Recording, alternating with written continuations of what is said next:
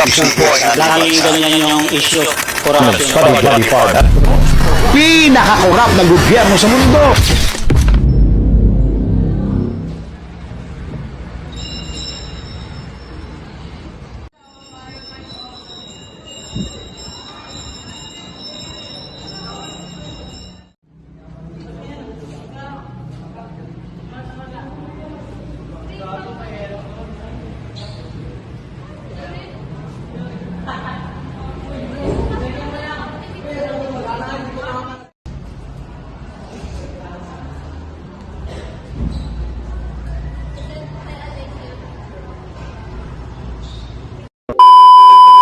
Magandang araw, ako si Yasin Otang Heda. At ako naman si Aliway Pagkaliwagan. Nandito kami ngayon sa Amaya School of Home Industries. At ngayon ay pag-uusapan natin ang issue tungkol sa korupsyon sa lipunan.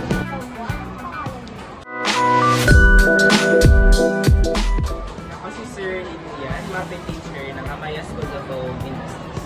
Maaari po bang magtanong na isang katanungan? Sure, yes.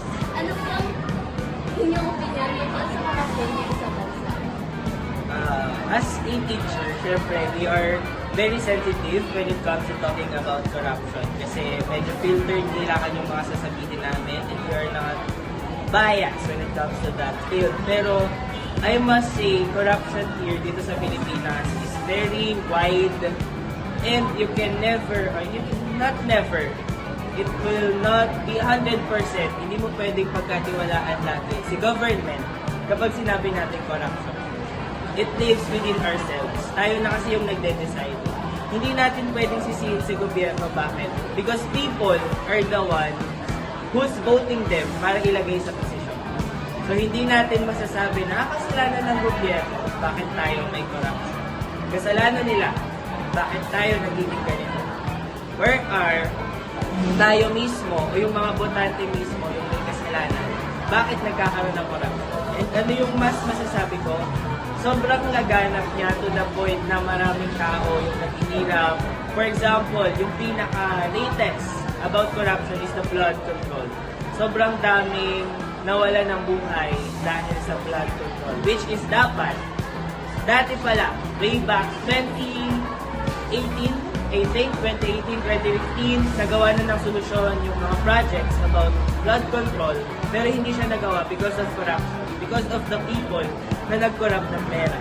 And I know for the fact na alam ng mga Pilipino kung sino-sino yung mga taong gumawa nun. Pero still, binoboto pa rin nila yung mga taong yun, putting trust on them. Putting the dignity sa kanila para patuloy na maging corrupt dito sa Pilipinas. So, overall, ang masasabi ko sa corruption dito sa Pilipinas is hindi dapat siya sa gobyerno lang sinisisi. Dapat din sisihin yung mga tao na patuloy na bumoboto sa mga maling gawani ng gobyerno. Maraming salamat po sa inyong magandang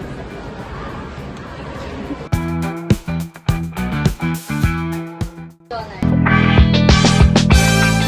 At tatanungin natin ang kanyang opinion tungkol sa isang Paano po naapektuhan ng korupsyon ang buwan ng ordinaryo ng mamamayan? Unahin natin yung definition ng corruption. Kasi sabi natin corruption, ito ay uri ng pagnanakaw sa kabanantayan at sa marami pang mga bagay. Number one, hindi lang naman yung mahihirap yung apektado once na pinag-usapan natin ang corruption. Pero syempre, yung mayayaman, medyo hindi nila ramdam. Sa mahihirap nakaka-apekto yung tinatawag natin corruption kasi lalo tumataas yung bilihin dahil kumukote yung budget na supposedly dapat ay ibinibigay para sa mamamayan.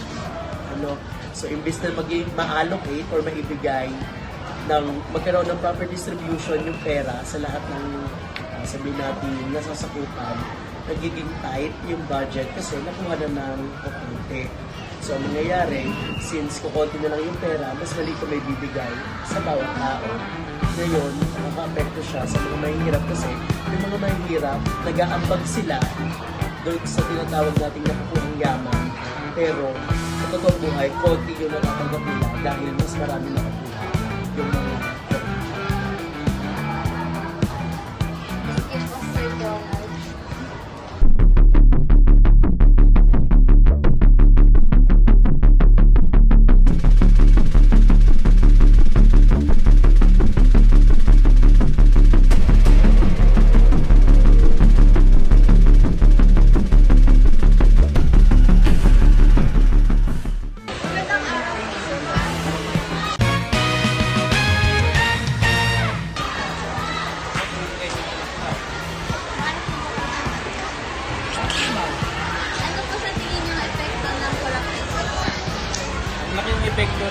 ito sa informasyon sapagkat naapektuhan nito ang sistema.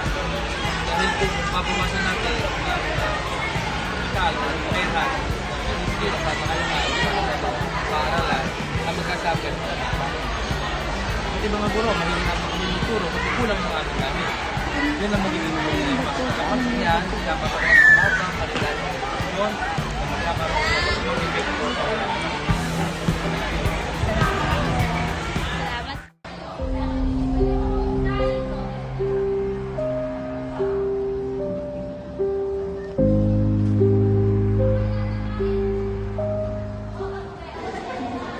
Bakit po sa tingin niyo patuloy na nangyayari ang korupsyon? Actually, ang tao habang natututo sa buhay, natututo rin yung diskarte. At unang-una, ang pera, pag lalo na pag malakihan, nakakasilaw yan. Sabi nga nila, di ba, money is the source of all evil. At ito ang mga pananaw ng mga taong nakakaranas ng korupsyon. Korupsyon and unless you vote wisely won't come.